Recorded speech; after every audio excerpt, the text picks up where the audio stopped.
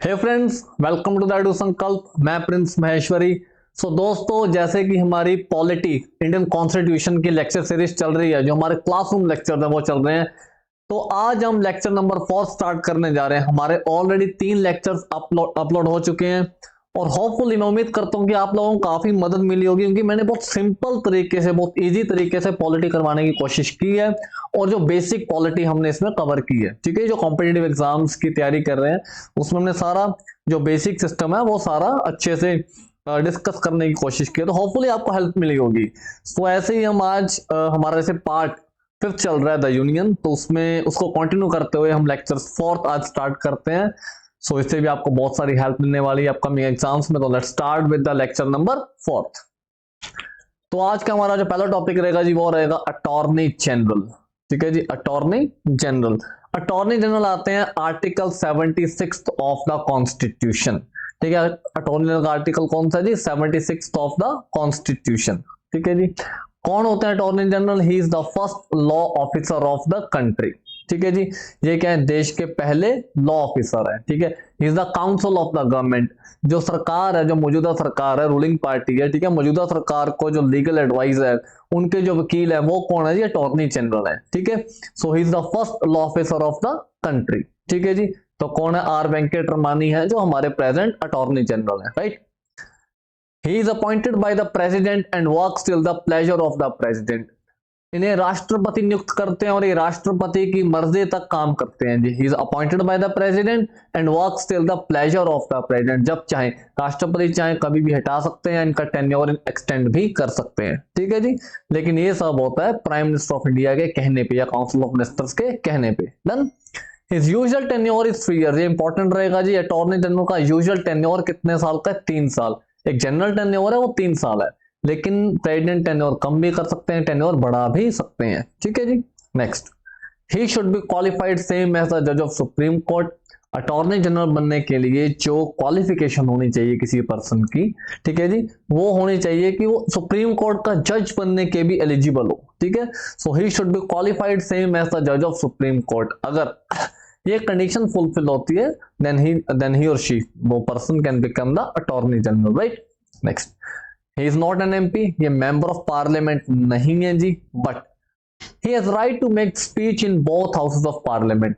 ये member of parliament नहीं है, लेकिन इन्हें दोनों सदनों में बोलने का अधिकार है। ठीक है जी, दोनों हाउसेस में स्पीच दे सकते हैं, दोनों सदनों में बोल सकते हैं, लेकिन ये वोट नहीं कर सकते। मतलब संसद में किसी भी तरह की वोटिंग का राइट नहीं है ना, लेकिन दोनों सदनों में बोलने का राइट है। So he is not an MP. MP नहीं है, लेकिन इनके पास राइट टू मेक स्पीच है in the both houses of parliament. ठीक है जी, salary is same as the जज ऑफ सुप्रीम कोर्ट। इनकी जो सैलरी है सुप्रीम कोर्ट के इक्वल। ठीक है जी, सुप्रीम कोर्ट के इक्वल है और कंसोलिडेटेड फंड ऑफ इंडिया से चार्ज होती है जी। कंसोलिडेटेड फंड ऑफ इंडिया से चार्ज होती है इनकी salary. Right, but he get other allowances same as a member of parliament. Salary के अलावा इन्हें जो बाकी अलाउंसेस मिलते हैं, जो बाकी खर्चे, बाकी भत्ते हैं, या जो बाकी फैसिलिटीज मिलती हैं, वो एक मेंबर ऑफ पार्लियामेंट के बराबर मिलती हैं जी। वो एक एमपी के बराबर मिलती है। मेंबर ऑफ पार्लियामेंट नहीं है, लेकिन सैलरी के अलावा जो बाकी फैसिलिटीज अलाउंसेस है वो मेंबर ऑफ पार्लियामेंट के बराबर मिलती हैं जी। ठीक है, next. He has right to audience in any court in the territory of India। Indian territory की किसी भी कोर्ट में जाके ये बैठ सकते हैं। ठीक है, जिनका राइट है। ठीक है, देश के सर्वोच्च, ठीक है, देश के सर्वोच्च वकील होने के नाते ये इंडिया की किसी भी कोर्ट में जाके बैठ सकते हैं, इनका राइट है। ठीक है, and he resigns to the president only. अगर इन्होंने अपना रेजिग्नेशन देना तो ये रेजिग्नेशन किसे देंगे? ये राष्ट्रपति को। He resigns to the president of India only. ठीक है जी, so this is the attorney general. इन्हें पहले हटाना है तो भी प्रेसिडेंट हटाएंगे, इन्हें रिजाइन करना है तो ये प्रेसिडेंट को रिजाइन करेंगे, इनका टेन्योर इंक्रीज करना तो वो भी राष्ट्रपति करेंगे। ठीक है जी, चलो। और हमारे जो प्रेजेंट अटॉर्नी जनरल है वो है जी आर वेंकट रमानी। वेंकट रमानी। ठीक है जी, अगला देखते हैं। नेक्स्ट हमारा टॉपिक है जी पार्लियामेंट। ठीक है, यहाँ बहुत प्यारी सी पार्लियामेंट बिल्डिंग दिख रही है आप लोगों को। ठीक है जी, हमारा नया संसद भवन। पार्लियामेंट, पार्लियामेंट आता है आर्टिकल 79 में, कॉन्स्टिट्यूशन के आर्टिकल 79 में आता है जी पार्लियामेंट। ठीक है, तो ये जो नई बिल्डिंग है पार्लियामेंट की, न्यू बिल्डिंग किसने डिजाइन की? बिमल पटेल ने, जो आर्किटेक्ट है। ठीक है, So article 79th में आता है जी parliament, and the parliament is consisted of, important question है, बहुत बार पेपर में ऑलरेडी रिपीट हो चुके हैं, तो स्टार मार्क कर रहे हैं जी। Parliament is consisted of the president, the council of state that is Rajya Sabha, and the house of people that is Lok Sabha. तो बहुत जने ना बहुत स्टूडेंट पार्लियामेंट को डायरेक्टली सिर्फ लोकसभा राज्यसभा समझ लेते हैं, लेकिन पार्लियामेंट मिला के बनती है the president, the Rajya Sabha, the Lok Sabha, तीनों को मिला के, ठीक है जी। तो इसका करेक्ट आंसर ये होगा। नेक्स्ट देखते हैं। तो सबसे पहले हम डिस्कस करेंगे जी इसमें आर्टिकल 80th के अंडर आने वाली काउंसिल ऑफ स्टेट, जिसे हम बोलते हैं राज्यसभा, ठीक है जी, Rajya Sabha, council of state, right. चलो, Rajya Sabha is the upper house of the parliament. ये क्या है जी? अपर हाउस है, ठीक है जी, पार्लियामेंट का। It can never be dissolve, इसे कभी भी भंग नहीं किया जा सकता, इसे कभी डिसॉल्व नहीं किया जा सकता, ठीक है। It can never be dissolve. जैसे लोकसभा का टेन्योर 5 साल का, 5 साल के बाद लोकसभा डिसॉल्व हो जाती है, इस तरह राज्यसभा का जो टेन्योर है, ठीक है जी, राज्यसभा के मेंबर्स का टेन्योर चलता रहता है, लेकिन जो राज्यसभा है ये कभी डिसॉल्व नहीं होती, ठीक है जी। तो कभी इसको डिसॉल्व नहीं किया जा सकता। The maximum strength of Rajya Sabha is 250। Rajya Sabha की जो मैक्सिमम स्ट्रेंथ है वो कितनी है जी? 250 मेंबर, ठीक है। This is the maximum strength, present नहीं है, इतनी अभी नहीं है, लेकिन मैक्सिमम स्ट्रेंथ कितनी है? 250। Out of which 12 are nominated by the president, जिसमें से 12 मेंबर्स राष्ट्रपति द्वारा नॉमिनेट किए हुए हैं, ठीक है जी। So 12 member are nominated by the president. तो टोटल कितने हैं? 250, ठीक है। 250 में से जो 12 मेंबर है वो क्या है? नॉमिनेटेड है, डन जी। एट प्रेजेंट स्ट्रेंथ, तो प्रेजेंट स्ट्रेंथ कितनी है जी? 233 प्लस 12। ये 12 कौन से हैं? 12 है जी नॉमिनेटेड, और ये 233 कौन से? इलेक्टेड, जो चुने हुए हैं। तो प्रेजेंट स्ट्रेंथ कितनी है? 245। ये याद रखना जी, राज्यसभा की जो प्रेजेंट स्ट्रेंथ है दैट इज 245। 233 इलेक्टेड है और 12 क्या है? नॉमिनेटेड, जिन्हें राष्ट्रपति नॉमिनेट करते हैं, ठीक है जी। Tenure of the member of Rajya Sabha is 6 years. Rajya Sabha के जो मेंबर का टेन्योर है वो 6 साल के लिए होता है, ठीक है जी, 6 साल टेन्योर है। लोकसभा के मेंबर्स का टेन्योर 5 साल है, राज्यसभा के मेंबर का टेन्योर है 6 ईयर्स, ठीक है जी। राज्यसभा को ऐसे डिजाइन किया गया है कि हर 2 साल के बाद इसके 1/3 मेंबर जो है वो रिटायर हो जाते हैं। After every 2 years it's 1/3 member retires. हर 2 साल बाद इसके 1/3 मेंबर क्या हो जाते हैं जी? रिटायर हो जाते हैं, ठीक है। और अगले 2 साल बाद 2/3, अगले 2 साल बाद 3/3, मतलब 1/3, 1/3, 1/3, 1/3, 1/3, 1/3, और 6 साल में वो जो सर्कल कंप्लीट हो जाता है जी। तो इसके मेंबर्स का टेन्योर है 6 इयर्स, ठीक है जी। अगला देखते हैं। Vice president is the ex officio chairman of Rajya Sabha. हमने राज्यसभा वाइस प्रेसिडेंट में भी लिखा था अंडर आर्टिकल 64। आर्टिकल 64 के अंडर वाइस प्रेसिडेंट क्या है जी? राज्यसभा के एक्स ऑफिशियो चेयरमैन है। जो पर्सन इंडिया के वाइस प्रेसिडेंट होंगे हमेशा वही पर्सन क्या होंगे? राज्यसभा के चेयरमैन होंगे, ठीक है जी। मिनिमम एज, राज्यसभा का मेंबर बनने के लिए जो मिनिमम एज है that is 30 years. Minimum age to become the member of Rajya Sabha is 30 years, ठीक है जी। राज्यसभा कैन नॉट अमेंड और reject the money bill, it can only send back for reconsideration. Rajya Sabha money bill को ना तो अमेंड कर सकती है और ना ही रिजेक्ट कर सकती है, ठीक है। हाँ, वापस भेज सकते हैं लोकसभा के पास रिकंसिडर करने के लिए, लेकिन रिजेक्ट और अमेंड करने की पावर राज्यसभा के पास नहीं है in the case of money bill, ठीक है जी। So this is Rajya Sabha. जो हमारी मेन डिसीजन मेकिंग बॉडी है कंट्री की that is Lok Sabha. Lok Sabha main decision making body है, ठीक है जी। राज्यसभा के पास उतनी पावर्स नहीं है, क्योंकि जो गवर्नमेंट है वो लोकसभा में चुनी जाती है, सरकार होती है वो लोकसभा में चुनी जाती है, ठीक है। लेकिन कुछ केसेस में पावर्स हैं राज्यसभा के पास, ठीक है जी, और इसे कभी डिसॉल्व नहीं किया जा सकता। अपर हाउस भी है हमारे इंडिया का, ठीक है, संसद का, है ना। अगला देखते हैं। House of people, article 81 house of people, जिसे हम बोलते हैं जी लोकसभा, है ना। देखते हैं। This is the lower house of the parliament. Lok Sabha क्या है जी? लोअर हाउस है, नीचे वाला सदन है संसद का। डिसॉल्व आफ्टर एवरी 5 इयर्स, हर 5 साल के बाद ये डिसॉल्व हो जाती है, भंग हो जाती है। Dissolve after every 5 years, tenure fix है जी, 5 साल के बाद डिसॉल्व हो जाती है। सिर्फ इमरजेंसी के केस में ही इसका टेन्योर इंक्रीज किया जा सकता है, अदरवाइज टेन्योर कितना है? 5 years. Done. It may be dissolve earlier bye the president, 5 साल से पहले भी डिसॉल्व किया जा सकता है। किसे? लोकसभा को। कौन कर सकता है? प्रेसिडेंट, राष्ट्रपति। On the recommendation of prime minister, but किसके कहने पे? On the recommendation of prime minister, पर प्रधानमंत्री के कहने पे। ठीक है जी, 5 साल से पहले भी डिसॉल्व किया जा सकता है, लेकिन प्रधानमंत्री के कहने पे प्रधानमंत्री पहले डिसॉल्व करवा सकते हैं। ठीक है जी। Tenure of Lok Sabha can be increase for maximum 3 years. Lok Sabha का जो टेन्योर है मैक्सिमम 3 साल के लिए इंक्रीज किया जा सकता है, वो भी अगर देश में इमरजेंसी लगी हो, इन case of national emergency. National emergency के केस में लोकसभा का जो टेन्योर है वो 3 साल के लिए मैक्सिमम 3 साल के लिए इंक्रीज किया जा सकता है, लेकिन सीधा 3 साल के लिए नहीं।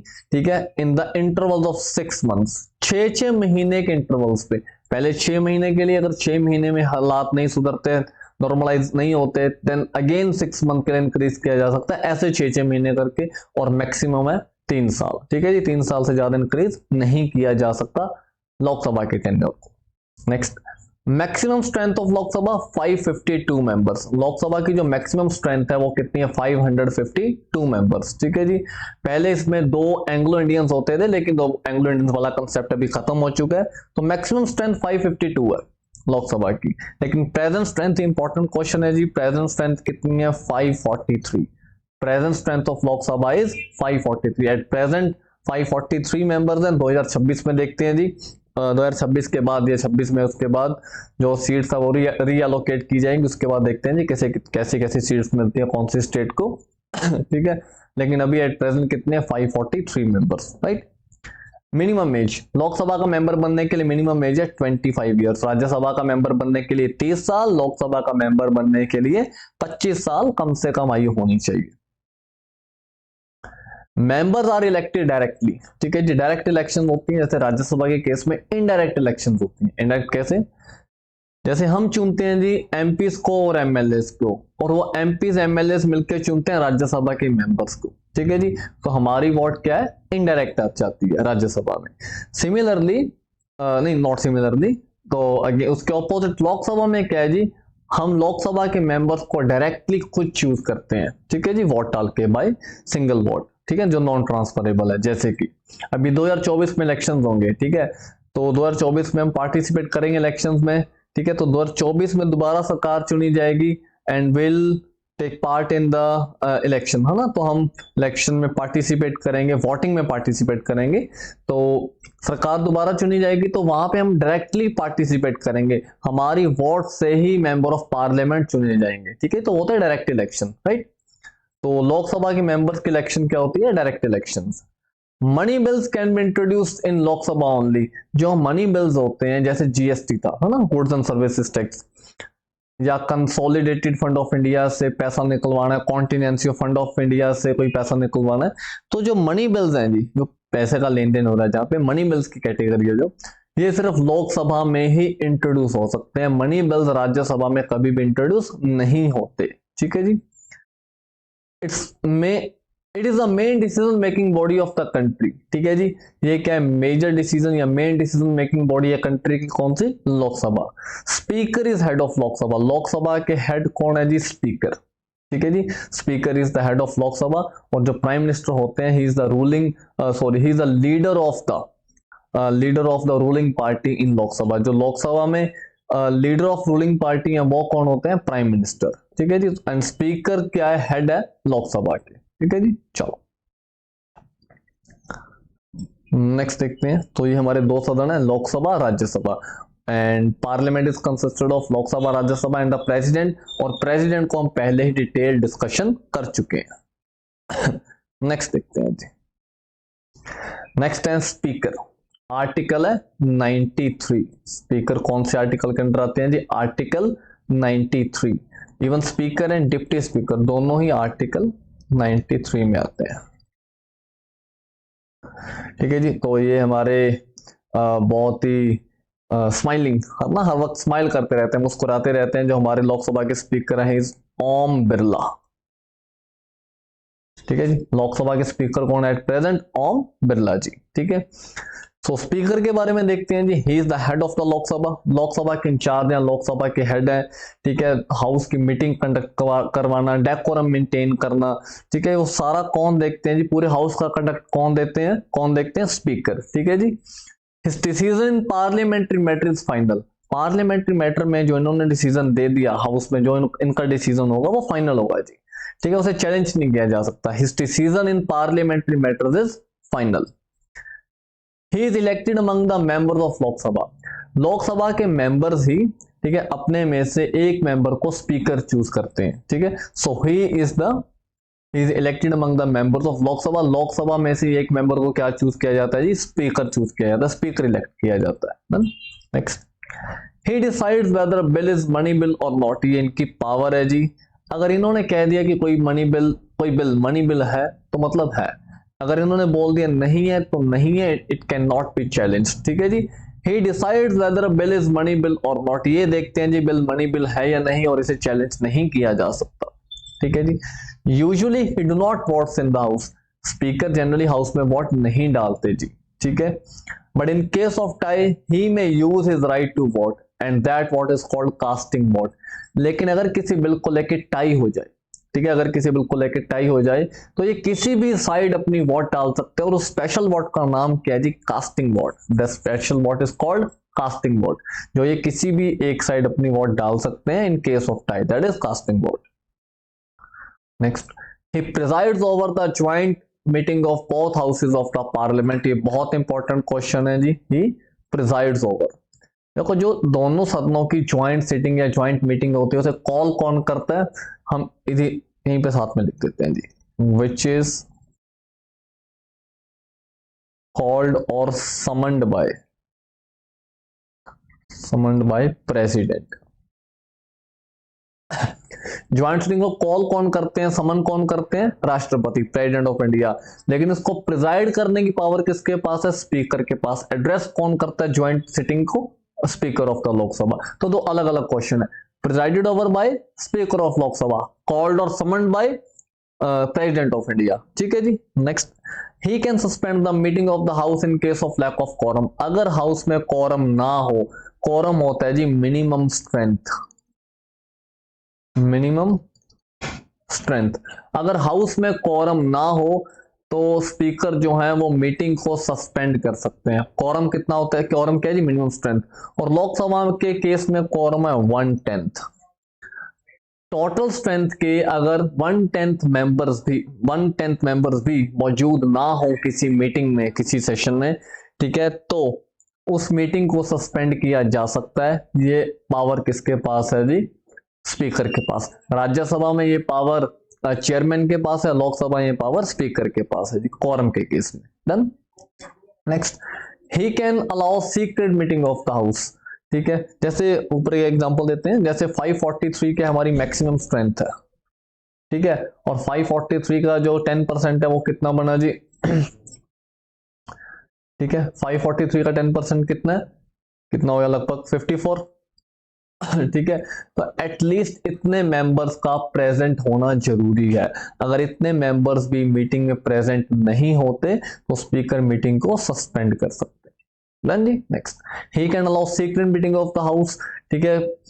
कुछ केसेस में अगर सीक्रेट मीटिंग करनी है हाउस में, फॉर एग्जांपल कोई वॉर की सिचुएशन है, वॉर लाइक सिचुएशन है, वॉर लग चुकी है, किसी भी केस में अगर सीक्रेट मीटिंग करनी है हाउस की, तो इसकी परमिशन कौन देते हैं जी? Speaker. Next, he takes decision of anti defection act in case of Lok Sabha. Lok Sabha के केस में अगर एंटी डिफेक्शन के ऊपर अगर कोई मेंबर ऑफ पार्लियामेंट है, ठीक है, वो दल बदलते हैं, ठीक है, या जिसके ऊपर दल बदल कानून इंप्लीमेंट होता है, तो उस केस में जो फाइनल डिसीजन मेकिंग पावर है वो किसकी है? स्पीकर की, ठीक है, लोकसभा के केस में। अगर दल बदल कानून लगाओ या दल बदल कानून के अंदर कोई कार्रवाई करनी हो, उसके अंदर करनी हो, ठीक है जी। एंटी डिफेक्शन एक्ट जो शेड्यूल 10th में आता है। Next, his conduct can not discuss in the house. Speaker के बारे में हाउस में डिस्कस नहीं किया जा सकता। इनके कंडक्ट को, इनके चाल चलन को, जिस तरीके से काम कर रहे हैं उसे डिस्कस नहीं किया जा सकता जी, ठीक है। ही resigns to the deputy speaker, ये इंपॉर्टेंट है जी। किसे रिजाइन करते हैं? डेप्यूटी स्पीकर को रिजाइन करते हैं, ठीक है। Resign to the deputy speaker, ठीक है जी। देखो, क्योंकि ज्यादातर क्या है, जो हमारे कॉन्स्टिट्यूशनल पोस्ट होल्डर्स हैं ये प्रेसिडेंट ऑफ इंडिया के द्वारा अपॉइंट किए जाते हैं और उन्हें रिजाइन करते हैं। तो कई बार स्टूडेंट इसे गलत कर देते हैं कि he is resign to the president of India, लेकिन नहीं, he resigns to the deputy speaker. ना तो ये राष्ट्रपति के द्वारा अपॉइंट किए जाते हैं और ना ही उनके द्वारा हटाए जाते हैं, ठीक है जी। सो डिप्टी स्पीकर को रिजाइन करते हैं स्पीकर। डन। चलो बाकी डिप्टी स्पीकर में लिखने का कुछ खास नहीं है। इन केस अगर स्पीकर एब्सेंट है, ठीक है, या उन्होंने रिजाइन कर दिया या वो छुट्टी पे है, किसी भी तरह एब्सेंट है अपने ऑफिस में से, ठीक है, तो deputy speaker is act as the speaker. तो डिप्टी स्पीकर स्पीकर की जिम्मेवारी निभाते हैं, ठीक है जी। और अगर किसी पार्लियामेंट्री कमेटी में, जो पार्लियामेंट की बहुत सारी कमेटीज होती हैं, पार्लियामेंट की किसी कमेटी में अगर स्पीकर डिप्टी स्पीकर को ऐड कर देते हैं, किसी कमेटी में अपॉइंट कर देते हैं, तो ऑटोमेटिकली डिप्टी स्पीकर उस कमेटी के चेयरमैन बन जाते हैं, ठीक है। तो ये एक पावर है डिप्टी स्पीकर के पास, तो ऑटोमेटिकली उस कमेटी के चेयरमैन बन जाते हैं जी, कौन? Deputy speaker. डन। चलो नेक्स्ट देखते हैं। नेक्स्ट देखते हैं जी मनी बिल, ठीक है। मनी बिल, इसका आर्टिकल है 110, इंपॉर्टेंट है money bill. It can be introduced only in Lok Sabha. जो मनी बिल है ये सिर्फ लोकसभा में ही इंट्रोड्यूस हो सकता है, ठीक है। कॉन्टिजेंसी फंड ऑफ इंडिया पे कोई खर्चा डालना है, कंसोलिडेटेड फंड ऑफ इंडिया पे कोई खर्चा डालना है, कोई नया टैक्स सिस्टम लेके आना है, पुराना टैक्स सिस्टम खत्म करना है, जैसे अपना जीएसटी आया, ठीक है। सो ये मनी बिल की सरकार ने उधार लेना है कुछ, ठीक है जी, तो ये मनी बिल की कैटेगरी में आता है। So it can be introduced only in Lok Sabha. ये सिर्फ और सिर्फ लोकसभा में ही इंट्रोड्यूस किया जा सकता है। It can be introduce by minister only. कोई ऑर्डिनरी मेंबर नहीं इंट्रोड्यूस कर सकते, मिनिस्टर ही इंट्रोड्यूस कर सकते हैं मनी बिल को लोकसभा में। Prior permission of president is required to introduce money bill. Money bill को इंट्रोड्यूस करने से पहले प्रेसिडेंट की असेंट चाहिए जी। प्रेसिडेंट की असेंट चाहिए, जिसे परमिशन बोलते हैं, ठीक है। अगर प्रेसिडेंट अपनी असेंट देंगे, हाँ बोलेंगे, तभी मनी बिल इंट्रोड्यूस किया जा सकता है लोकसभा में, अदरवाइज नहीं किया जा सकता, ठीक है जी। स्पीकर डिसाइड करते हैं कि कोई बिल मनी बिल है या नहीं, और इनका डिसीजन क्या रहता है? Final. Next, Rajya Sabha can not amend और reject the money bill. Rajya Sabha ना तो मनी बिल को अमेंड कर सकती है और ना ही इसे रिजेक्ट कर सकती है। It can only make recommendation. एक बार वापिस भेज सकती है लोकसभा के पास विद और विदाउट रिकमेंडेशन रिकंसिडर करने के लिए, ठीक है जी। विद और विदाउट रिकमेंडेशन रिकंसिडर करने के लिए वापिस भेज सकती है, लेकिन लोकसभा की मर्जी है वो रिकमेंडेशंस एक्सेप्ट करे या ना करे। हो सकता है वही सेम बिल दोबारा उठा कर राज्यसभा के पास वापस कर दे, ठीक है जी। दूसरी बार राज्यसभा बिल नहीं लौटा सकती, उसे पास करना ही पड़ेगा, ठीक है जी। Rajya Sabha has to return the money bill to Lok Sabha within 14 days. 14 दिनों के बीच में राज्यसभा को मनी बिल वापस करना पड़ेगा जी लोकसभा को, otherwise it will pass automatically. अगर राज्यसभा बिल होल्ड करके रख लेती है, बिल वापस नहीं करती, तो ऐसा माना जाएगा कि राज्यसभा ने बिल पास कर दिया और ये ऑटोमेटिकली पास हो जाएगा। तो राज्यसभा के पास कोई पावर नहीं है in the case of money bill, ठीक है जी। प्रेसिडेंट कैन रिजेक्ट और पास द मनी बिल, ठीक है। जब इंट्रोड्यूस होता है मनी बिल, प्रेसिडेंट की परमिशन प्रेसिडेंट के पास भेजा जाता है ना, परमिशन देने के, उनके असेंट के लिए, तो वो रिजेक्ट कर सकते हैं, ठीक है जी। रिजेक्ट कर सकते हैं, या तो वो रिजेक्ट कर सकते हैं मनी बिल या पास कर सकते हैं, ठीक है, लेकिन रिकंसिडरेशन के लिए वापस नहीं भेज सकते, but can not send for reconsideration. चाहे रिजेक्ट करें चाहे पास करें, लेकिन रिकंसिडर करने के लिए वापस नहीं भेज सकते। This is money bill. Important article है 110। डन जी। चलो नेक्स्ट हमारा टॉपिक है जी पार्लियामेंट्री डिवाइसेस। देखते हैं पार्लियामेंट्री डिवाइसेस। तो पार्लियामेंट में क्या क्या चीजें हैं जो हम डेली सेशन वगैरह में देखते हैं। तो सबसे पहले हम सेशन से देखते हैं जी, सेशन ऑफ द पार्लियामेंट। तो हर साल, एक साल में 3 सेशंस होते हैं जी पार्लियामेंट के, ठीक है। जन टू दिसंबर 3 सेशंस होते हैं भारत में पार्लियामेंट के। सबसे पहले होता है बजट सेशन, जो क्या है जी लॉन्गेस्ट सेशन है, ठीक है जी। 1 फेब को स्टार्ट होता है बजट सेशन और मई तक चलता है जी। दूसरा है हमारा मॉनसून सेशन, जो जुलाई अगस्त चलता है जी। और थर्ड है विंटर सेशन, ये सबसे छोटा सेशन है, जो नवंबर दिसंबर ठीक है जी, जो नवंबर दिसंबर हो सकता है, नवंबर एंडिंग में स्टार्ट हो, ठीक है, हो सकता है सिर्फ दिसंबर में स्टार्ट हो, तो ये सबसे छोटा सेशन है। तो 3 सेशन होते हैं हर साल, budget session, monsoon session, winter session, ये 3 सेशन है जी, ठीक है। House must meet at least twice a year and maximum gap in 2 sessions must not exceed 6 months। देखो जी, जब एक तो पहली बात है कि साल में कम से कम 2 सेशंस का होना तो मैंडेटरी है, 2 सेशंस का होना लाजमी है, ठीक है जी। 3 सेशन होते हैं, इन केस एक सेशन टर्मिनेट भी हो गया, ठीक है, तो मैक्सिमम एक ही सेशन टर्मिनेट हो सकता है, 2 सेशंस का होना तो मैंडेटरी है। और 2 सेशंस में मैक्सिमम गैप 6 महीने का ही हो सकता है, इससे ज्यादा गैप नहीं हो सकता। फॉर एग्जाम्पल, बजट सेशन के बाद मॉनसून सेशन हमारा क्या हो गया, टर्मिनेट हो गया, और विंटर सेशन में भी देरी है, तो बजट सेशन में और विंटर सेशन में मान लो 6 महीने से ज्यादा का डिफरेंस आ रहा है, तो जो विंटर सेशन है उसे जल्दी कॉल किया जाएगा, जल्दी स्टार्ट कर लिया जाएगा, क्योंकि 6 महीने से ज्यादा 2 सेशंस में गैप नहीं हो सकता। और जब सेशन चल रहा होता है तो हाउस डेली मिलता है, डेली बिल्स के ऊपर चर्चा होती है, ठीक है जी। ऑपोजिशन अपना काम करती है, सरकार अपना काम करती है, ठीक है, बहुत सारे बिल्स को मिलके पास किया जाता है, नए कानून बनाए जाते हैं, देश के इंपॉर्टेंट मुद्दों पे चर्चा की जाती है, ऑपोजिशन देश की आवाज उठाती है, तो बहुत सारा कुछ ये सिस्टम चलता है जी ड्यूरिंग द सेशन, ठीक है। तो जिस टाइम ये अभी वीडियो रिकॉर्ड कर रहे हैं तो अभी पार्लियामेंट का विंटर सेशन चल रहा है, तो अगर आपको देखना है सेशन कैसे चलते हैं तो आप लोकसभा या राज्यसभा का सेशन देख सकते हैं। इस टाइम पार्लियामेंट का सेशन, विंटर सेशन रनिंग है, ठीक है जी। नेक्स्ट देखते हैं, नेक्स्ट हम टर्म देखते हैं जी, क्वेश्चन आवर, ठीक है, टर्म्स हैं question hour. The first hour of every meeting is called question hour, ठीक है, जो पहला घंटा होता है सेशन के दौरान मीटिंग का उसे क्या बोलते हैं जी, question hour. And there are 3 type of questions, और 3 तरह के क्वेश्चन डिस्कस किए जाते हैं ड्यूरिंग क्वेश्चन। तो पहले हैं जी स्टार्ट क्वेश्चंस। स्टार्ट क्वेश्चन जिनके आगे स्टार मार्क लगा होता है, these are the followed by asterisk sign, जिनके आगे क्या लगा होता है जी, star mark. It needs oral answers and supplementary questions can be asked. इसमें मिनिस्टर को ओरल आंसर देना है, ठीक है जी, जिससे क्वेश्चन पूछा जाएगा उसे ओरल आंसर देना होता है, और एक्स्ट्रा क्वेश्चन भी पूछे जा सकते हैं इन the case of start question, ठीक है। ऐसा नहीं है कि लोकसभा राज्यसभा में कोई भी मेंबर उठ के क्वेश्चन पूछ रहा है, ठीक है, 543 मेंबर हैं तो ये ऐसा नहीं हो सकता, ठीक है। तो स्पीकर अलाउ करते हैं मेंबर को क्वेश्चन पूछने के लिए, ठीक है जी, उनको टाइम दिया जाता है, तो वो जो मेंबर है वो फिर मिनिस्टर से अपना क्वेश्चन करते हैं, ठीक है। वो क्वेश्चन कौन सा होगा, स्टार्ट होगा अनस्टार्ट होगा, वो पहले से डिसाइडेड होता है, ठीक है जी। एंड मिनिस्टर को उनके क्वेश्चन का अलग अलग तरीके से आंसर देना होता है। अगर वो स्टार्ट क्वेश्चन है तो उन्हें ओरल आंसर देना है, अगर अनस्टार्ट है तो रिटन आंसर देना, that is according to question. और स्टार्ट क्वेश्चन के केस में एक्स्ट्रा क्वेश्चन पूछे जा सकते हैं, supplementary questions can be asked, ठीक है जी।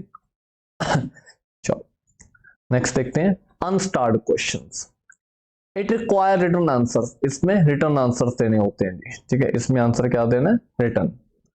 And supplementary questions can not be asked, और इसमें सप्लीमेंट्री क्वेश्चंस नहीं पूछे जा सकते। जो क्वेश्चन लिख के दिया गया है या जो मेन क्वेश्चन पूछना है मेंबर ने, सिर्फ वही क्वेश्चन पूछा जा सकता है, इसमें एक्स्ट्रा क्वेश्चन पूछने का प्रावधान नहीं है अनस्टार्ट क्वेश्चंस में, ठीक है जी। तीसरे हैं शॉर्ट नोटिस क्वेश्चंस, ठीक है जी। It can be asked by giving notice of less than 10 days and it requires oral answers. इसके लिए पहले जिससे क्वेश्चन पूछना है मिनिस्टर से, मेंबर से, उसे पहले नोटिस देना पड़ेगा जी, और ये नोटिस 10 दिन से ज्यादा का नहीं होना चाहिए, और इसमें मिनिस्टर ने ओरल आंसर देना है, ठीक है। इसमें आंसर हमने क्या करना होता है, orally. So these are the short notice question, जो पहले नोटिस देके पूछा जाता है जी, डन। तो ये 3 तरह के क्वेश्चन है, start question, unstarred question, short notice question, ठीक है। एक इसके बाद ना हम एक और टर्म यूज करते हैं, जीरो आर, जीरो आर, ठीक है। क्वेश्चन आर के बाद स्टार्ट होता है जीरो आर, जनरली 12 बजे स्टार्ट होता है, जनरली जो जीरो आर है 12 बजे स्टार्ट होता है जी। और जीरो आर जब तक हाउस का एजेंडा फुलफिल नहीं होता तब तक हमारा जीरो आर चलता है, ठीक है। जो एजेंडा है हाउस का कि आज हमने इस बिल पे चर्चा करनी है या ये बिल पास करना है, जब तक वो चर्चा पूरी नहीं होती, जो एजेंडा वो फुलफिल नहीं होता, तब तक क्या चलता है जी, जीरो आर, ठीक है। सो क्वेश्चन आर, 0 आर, ये दोनों इंपॉर्टेंट है। 0 आर जनरली 12 बजे स्टार्ट होता है। नेक्स्ट कुछ टर्म्स देखते हैं जी, जैसे एडजर्नमेंट, ठीक है। आप लोग मूवीज देखते हो, आप लोगों ने जोली एलएलबी मूवी वगैरह देखी होगी, तो बहुत बार टर्म यूज होती है adjournment. Court is adjourned, court is adjourned for 2 hours, court is adjourned for till 2 PM, है ना। सो एडजर्नमेंट क्या है जी? It means the meeting is suspended for hours, days और इवन वीक्स, ठीक है जी। इसका मतलब है मीटिंग को सस्पेंड करना, कुछ घंटों के लिए, कुछ दिनों के लिए, कुछ हफ्तों के लिए भी की जा सकती है वर्स्ट केसेस, ठीक है। And the power of adjournment lies with the presiding officer of the house. और ये जो एडजर्नमेंट की पावर है, ये किसके पास है जी? प्रिजाइडिंग ऑफिसर के पास। जब हम प्रिजाइडिंग ऑफिसर की बात कर रहे हैं तो हम हाउस के हेड की बात कर रहे हैं। लोकसभा के केस में कौन होगा जी? Speaker, presiding officer. राज्यसभा के केस में चेयरमैन, ठीक है। तो इन दोनों के पास अपने अपने हाउसेस में मीटिंग को सस्पेंड करने की, ठीक है जी। जनरली जब सेशन चल रहे होते हैं तो बहुत हंगामा भी होता है, ठीक है। ऑपोजिशन की सहमति नहीं बनती रूलिंग पार्टी से, ऑपोजिशन बहुत बार वॉकआउट कर जाती है, बहुत बार नारे लगते हैं, ठीक है जी। और जब किसी भी बिल के ऊपर सहमति नहीं बन पाती, ऑपोजिशन सरकार की नहीं सुन रही है, सरकार ऑपोजिशन की नहीं सुन रही है, तो प्रिजाइडिंग ऑफिसर के पास पावर है मीटिंग को सस्पेंड करने की, उसे बोलते हैं एडजर्नमेंट, राइट। अगला देखते हैं जी, adjournment sine die. Adjournment sine die क्या है? It means meeting is suspended for indefinite period of time. Adjournment sine die में जो प्रिजाइडिंग ऑफिसर है वो मीटिंग को सस्पेंड कर देंगे इनडेफिनाइट पीरियड ऑफ टाइम के लिए। इसमें नहीं बताया जाएगा मीटिंग 2 घंटे के लिए सस्पेंड है, 2 दिनों के लिए सस्पेंड है, 2 हफ्तों के लिए सस्पेंड है, कुछ नहीं बताया जाएगा जी। जब दोबारा स्टार्ट करनी होगी उससे पहले नोटिस चला जाएगा सभी के पास। तो this is adjournment sine die, जो इनडेफिनाइट पीरियड ऑफ टाइम के लिए मीटिंग सस्पेंड की जाती है। डन जी। थर्ड टर्म देखते हैं, प्रोरोगेशन। इंपॉर्टेंट टर्म है। प्रोरोगेशन की पावर है भारत के राष्ट्रपति के पास। The power of prorogation lies with the president of the country. ये किसके पास है जी? प्रेसिडेंट ऑफ इंडिया के पास है। He not only suspends the meeting but terminates an entire session। सिर्फ मीटिंग सस्पेंड नहीं करते, पूरे का पूरा सेशन ही टर्मिनेट कर सकते हैं। पूरा सेशन ही खत्म करने की पावर है किसके पास? प्रेसिडेंट ऑफ इंडिया के पास। उसे बोलते हैं प्रोरोगेशन। तो एक साल में 3 सेशन होते हैं, मैक्सिमम एक ही सेशन को प्रोरोगेट किया जा सकता है। 2 सेशंस का होना मैंडेटरी है, और 2 सेशंस में जो मैक्सिमम गैप है वो 6 महीने से ज्यादा नहीं होना चाहिए, ठीक है जी। नेक्स्ट देखते हैं जी, मोशंस ऑफ द पार्लियामेंट। बहुत इंपॉर्टेंट है जी, motions of the parliament. Lok Sabha Rajya Sabha में कोई प्रोसेस स्टार्ट करना है, कोई प्रोसीडिंग स्टार्ट करनी है, ठीक है जी। तो वो प्रोसेस स्टार्ट करने को हम फॉर्मली या इनफॉर्मली क्या बोलते हैं जी? मोशन मूव करना, ठीक है। उस फॉर्मल प्रोसेस का नाम है मोशन मूव करना, मोशन से स्टार्ट करना, ठीक है जी। सो मोशन को हम पहले देखते हैं। पहला मोशन कौन सा है जी? Adjournment motion. Adjournment motion, it is used to draw attention towards matter of definite and urgent public importance. देखो, अगर कोई अर्जेंट पब्लिक इंपॉर्टेंस का मुद्दा है और सरकार का उसके ऊपर ध्यान दिलवाना है, फॉर एग्जांपल सरकार किसी इंपॉर्टेंट अर्जेंट पब्लिक के मुद्दे पे, किसी इंपॉर्टेंट मुद्दे पे ध्यान नहीं दे रही है, ठीक है जी, सरकार का फोकस नहीं है, और ऑपोजिशन सरकार का उस मुद्दे पे ध्यान केंद्रित करना चाहती है, तो ऑपोजिशन क्या मूव करती है जी? एडजर्नमेंट मोशन, ठीक है जी।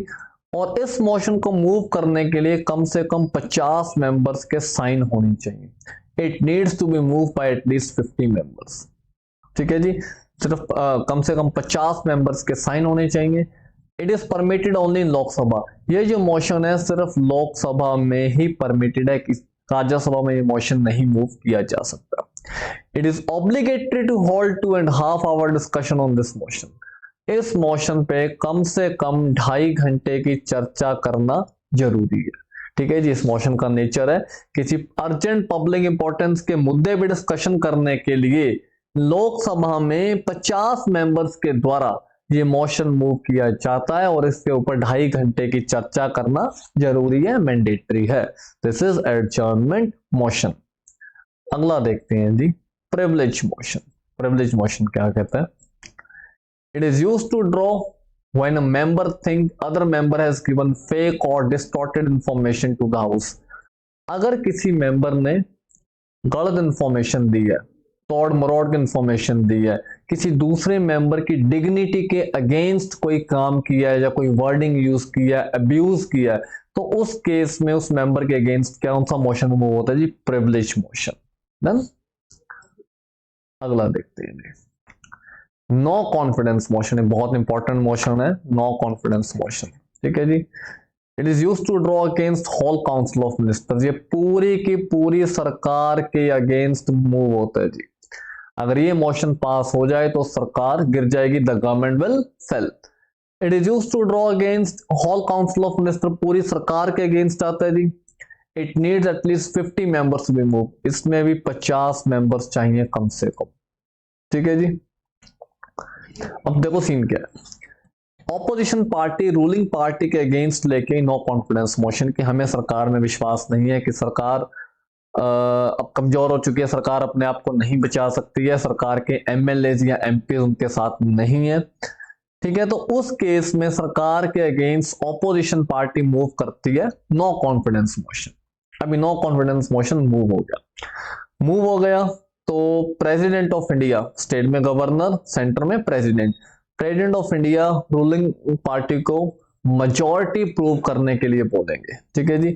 तो जो रूलिंग पार्टी है उन्हें एक दिन दे दिया जाएगा कि आपको इस दिन अपनी मेजॉरिटी प्रूव करनी है। ठीक है जी, कि आपके एमपीज या एमएलए आपके साथ हैं। ठीक है जी।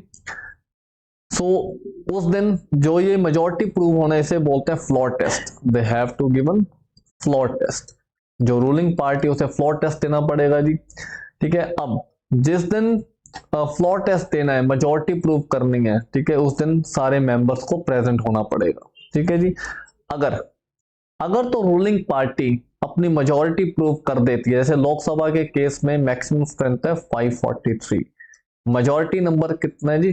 272। अगर किसी पार्टी के पास 272 एमपीज हैं तो उनकी सरकार बन जाती है लोकसभा में। ठीक है जी। अगर तो रूलिंग पार्टी 272 या उससे ज्यादा मेंबर अपने पक्ष में दिखा देती है, ठीक है जी, वोटिंग करवा देती है, देन वो फ्लोर टेस्ट पास कर जाती है। ठीक है जी। तो ruling party floor test pass कर जाएगी और नो कॉन्फिडेंस मोशन क्या हो जाएगा? फेल हो जाएगा। अदरवाइज अगर ये ऐसा नहीं कर पाती है, 272 से मेंबर्स कम हो जाते हैं रूलिंग पार्टी के हक में, तो then the government will fail, तो सरकार को गिरना पड़ेगा जी, मतलब सरकार गिर जाएगी। जो प्रधानमंत्री हैं, जो बाकी मंत्री परिषद, उन्हें अपने पद छोड़ने पड़ेंगे। So it needs at least 50 members to be move. If this motion is pass the government has to resign. अगर ये मोशन पास होता है सरकार को रिजाइन करना पड़ेगा। ठीक है जी। सो लोकसभा के केस में मेजॉरिटी नंबर है 272, अगर 272 से नीचे वोट्स जाती हैं तो सरकार गिर जाएगी। ठीक है जी। चलिए नेक्स्ट देखते हैं जी, सेंश्योर मोशन। ठीक है। Censure motion, it is used to draw against a particular minister और ग्रुप ऑफ मिनिस्टर। जैसे नो कॉन्फिडेंस मोशन तो पूरी सरकार के अगेंस्ट आता है, वैसे सेंश्योर मोशन पूरी सरकार के अगेंस्ट नहीं, किसी एक मिनिस्टर के अगेंस्ट या एक से ज्यादा मिनिस्टर्स के अगेंस्ट भी मूव किया जा सकता है। ठीक है जी। इस केस में भी 50 मेंबर्स के साइन चाहिए जी। ठीक है। इस केस में भी कितने चाहिए? 50 मेंबर्स के साइन चाहिए। If this motion is pass the minister has to resign. अगर ये मोशन पास हो गया तो जितने मेंबर्स के अगेंस्ट ये मोशन पास हुआ होगा उतने मेंबर्स को रिजाइन करना पड़ेगा। तो इसको भी 50 मेंबर्स चाहिए मूव करने के लिए। डन। अगला देखते हैं जी, motion of thanks. Motion of thanks क्या है? तो साल में 3 सेशन होते हैं। जब सेशन की स्टार्टिंग होती है तो फर्स्ट मीटिंग को कौन एड्रेस करता है जी? President of India. First day कौन एड्रेस करता है? President of India. The first meeting of every session is addressed by the president. He outlines the policies and programmes of the government. वो बताते हैं कि सरकार की क्या पॉलिसीज हैं, क्या मुद्दे हैं, कौन से इंपॉर्टेंट बिल रखे जाएंगे। ठीक है जी। क्या प्रोग्राम है सरकार के, तो वो उसको आउटलाइन करते हैं, बताते हैं। बस इतने से प्रोसेस को बोलते हैं motion of thanks. This is called motion of thanks. अब आप लोगों को लग रहा होगा जी ये तो क्या ही है यार, मोशन ऑफ थैंक्स है ना, छोटी सी चीज है, लेकिन ये छोटी चीज बहुत बड़ी चीज बन सकती है अगर किस केस में? It is mandatory for this motion to be pass, otherwise the government has to resign. इस मोशन का भी पास होना जरूरी है विद मेजोरिटी नंबर, जो ये आपको मेजोरिटी नंबर बताए हैं जी, with majority number, otherwise government has to resign, नहीं तो सरकार को रिजाइन करना पड़ेगा जी। ठीक है, मोशन ऑफ थैंक्स अगर पास नहीं होता the government has to resign. Done जी। So these are the motions of the parliament. अगला देखते हैं जी committees of the parliament. Parliament की कौन सी इंपॉर्टेंट कमेटीज है? So committees of the parliament में फर्स्ट देखो जी, पब्लिक अकाउंट्स कमेटी बहुत इंपॉर्टेंट है। पब्लिक अकाउंट्स कमेटी कब बनी? 1921 में, established in 1921। Consisted of 22 members. कितने मेंबर्स हैं इसमें? 22 मेंबर्स होते हैं, 15 लोकसभा से और 7 राज्यसभा से। Consisted of 22 members. पहले 15 हुआ करते थे लेकिन बाद में अभी कितने? 15 और 7। पहले टोटल 15 होते थे, 10 और 5। ठीक है जी। Appointed by the speaker of Lok Sabha. इस कमेटी को कौन अपॉइंट करता है जी? Speaker of Lok Sabha. लोकसभा के स्पीकर अपॉइंट करते हैं। इसका काम क्या है, फंक्शन क्या है इस कमेटी का? To examine the annual audit report of the CAG. जो कंट्रोलर एंड ऑडिटर जनरल हैं, वो जो हर साल अपनी रिपोर्ट पेश करते हैं, which are laid before the parliament by the president. जो सरकार के अकाउंट्स हैं, पब्लिक अकाउंट, सरकार के बही खाते हैं, उनकी जो रिपोर्ट पेश करते हैं कंट्रोलर एंड ऑडिटर जनरल, ठीक है, ये अपनी रिपोर्ट देते हैं प्रेसिडेंट को, और प्रेसिडेंट इस रिपोर्ट को कहां पे रखते हैं? पार्लियामेंट में, संसद में। तो पब्लिक अकाउंट्स कमेटी का काम है जी इस रिपोर्ट के ऊपर सारी इन्वेस्टिगेशन करना, इस रिपोर्ट को एग्जामिन करना। ठीक है जी। अगर सरकार कुछ गलत कर रही है, कोई गड़बड़ी घोटाला कुछ कर रही है, तो वो इसी रिपोर्ट में निकल के आते हैं। ठीक है, क्या के रिपोर्ट में आते हैं, और यहां से जो ऑपोजिशन है, ठीक है, वो इस रिपोर्ट को रेज कर सकती है। Done. So to examine the annual audit report of the C and AG of India which are laid before the parliament by the president. ठीक है जी। रिपोर्ट कौन देता है? क्या है, किसको? प्रेसिडेंट को, और प्रेसिडेंट रखते हैं पार्लियामेंट में। तो ये काम करते हैं जी पब्लिक अकाउंट्स कमेटी, उसको एग्जामिन करने का। अगला देखते हैं एस्टिमेट्स कमेटी। ठीक है जी। established in 1921, consisted of 30 members, all are from Lok Sabha. 30 members होते हैं और सारे मेंबर्स किसमें से हैं जी? लोकसभा में से। इस कमेटी में appointed by the speaker of Lok Sabha. काम क्या है? To examine the estimates included in the budget, ठीक है, presented in the parliament and suggest economies in the public expenditure. देखो जी, हर साल बजट आता है, बजट में एक रफली फिगर्स होती हैं कि इस सेक्टर के लिए इतना पैसा खर्च किया जाएगा, इस सेक्टर के लिए इतना पैसा खर्च किया जाएगा। तो जो बजट प्रेजेंट होता है उसमें जो एस्टिमेशंस दिए जाते हैं, जो सजेशन दिए जाते हैं, उसको एग्जामिन करती है ये कमेटी। पता चले कि किसी सेक्टर के लिए 5,000 करोड़ की रिक्वायरमेंट और उसे 8,000 करोड़ रुपए दिए हुए हैं, और वो पैसा बाद में बंदर बांट हो रही है। ठीक है जी। तो ये कमेटी इसको एग्जामिन करती है जो बजट में प्रावधान दिए जाते हैं, और ये लोकसभा की सबसे बड़ी कमेटी है। This is the biggest committee of Lok Sabha.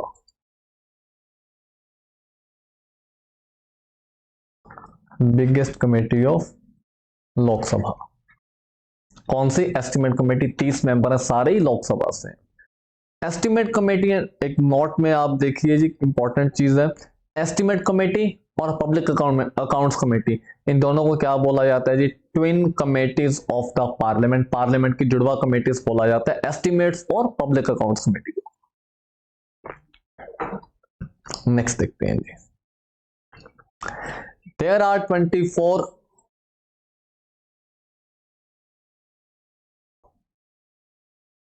पहले ये देखते हैं जी, कमेटी ऑन पब्लिक अंडरटेकिंग्स, आगे पीछे हो गया था। Committee on public undertakings established in 1964, 1964 में बनी थी। Consisted of 22 members, 15 Lok Sabha, 7 Rajya Sabha. Appointed by, मालूम ही है जी, speaker of Lok Sabha. To examine the reports and accounts of public sector undertaking, जो PSUs है, तो सरकारी कंपनीज हैं, पब्लिक सेक्टर अंडरटेकिंग्स है। ठीक है जी। जैसे एग्जांपल में आप ले लो, गेल है, भेल है, सेल है। ठीक है जी।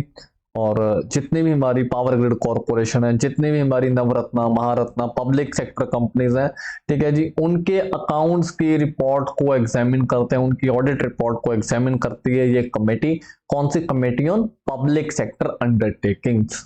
ठीक है जी। There are 24 departmental standing committees. ठीक है, बाकी इसके अलावा 24 और कमेटीज होते हैं डिपार्टमेंटल स्टैंडिंग कमेटीज, जो अलग अलग मिनिस्ट्रीज के अलग अलग डिपार्टमेंट्स की बनाई गई होती हैं। ठीक है जी, जो अलग अलग चीजों के ऊपर डिस्कशंस करती हैं। सो इनमें से 8 कमेटीज है राज्यसभा में डिपार्टमेंटल स्टैंडिंग कमेटीज, और 16 कमेटीज है लोकसभा में। टोटल कितने? 24 डिपार्टमेंटल स्टैंडिंग कमेटीज हैं। ठीक है, 8 राज्यसभा की और 16 लोकसभा की। कंसिस्टेड ऑफ 31 मेंबर्स, और डिपार्टमेंटल स्टैंडिंग कमेटी में होते हैं 31 मेंबर। 21 होते हैं लोकसभा से और 10 होते हैं राज्यसभा से। ठीक है जी। So these are the committees of the parliament. Done. So दोस्तों, ये था हमारा आज का lecture 4th of Indian constitution. ठीक है जी, इसमें हमने हमारा जो संसद, हमारी पार्लियामेंट है, अटॉर्नी जनरल है, स्पीकर है, मनी बिल है, ठीक है, इन सब चीजों के ऊपर चर्चा की। तो होपफुली आपको बहुत ज्यादा काम आने वाला है, क्योंकि हमारी कोशिश है बहुत ही सिंपल लैंग्वेज में आप लोगों के साथ डिस्कशन करने की। ठीक है जी। तो ये क्लासरूम लेक्चर चल रहे हैं, तो जो अपकमिंग वीडियो, और दूसरी साइड हमारी करंट अफेयर्स की लेक्चर चल रहे हैं, वीकली लेक्चर्स। ठीक है जी। सो नेक्स्ट वीडियो के साथ बहुत जल्दी मिलते हैं, करंट अफेयर्स के साथ भी और हमारी पॉलिटी की वीडियो के साथ भी। तो तब तक के लिए आप मुझे दो इजाजत, और नया मटेरियल आपके लिए लेके आते हैं। Bye bye.